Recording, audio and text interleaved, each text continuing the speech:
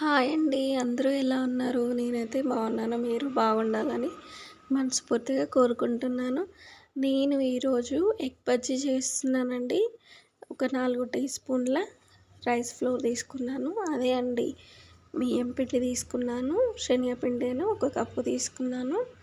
దాంట్లోకి సరిపడా ఉప్పు, కారం అండ్ ఇవన్నీ మిక్స్ చేసుకోవాలి. మిక్స్ చేసుకున్న తర్వాత అందులోకి వాటర్ వేసుకొని కలుపుకోవాలి. అది పిండి అనేది లూజ్గా చేసుకోవద్దండి, కొంచెం తిక్కుగా చేసుకోవాలి. ఎందుకంటే పిండి అనేది ఎగ్గుకు అనేది పట్టుకోవాలి కాబట్టి కొంచెం తిక్కుగా చేసుకోవాలి. ఇలా చేసుకొని దాంట్లోకి ఒక 2 ఎగ్స్ తీసుకున్నాను. ఇలా చిన్న చిన్న పీసెస్గా కట్ చేసుకున్నాను.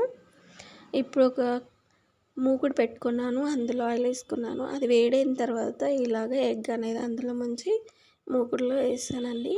అంతే, సింపుల్. అంటే రాని వాళ్ళు కూడా ఇలా చేసుకోవచ్చు, చాలా బాగుంటుంది. మీరు కూడా ట్రై చేయండి. ఎగ్స్ అనేవి ఇలా మంచిగా పొంగుతూ ఉన్నాయి, ఎందుకంటే మనం వంట సోడా వేసాం కాబట్టి ఇలా మంచిగా పొంగుతూ ఉన్నాయి. మీరు కూడా ఇలా ట్రై చేయండి.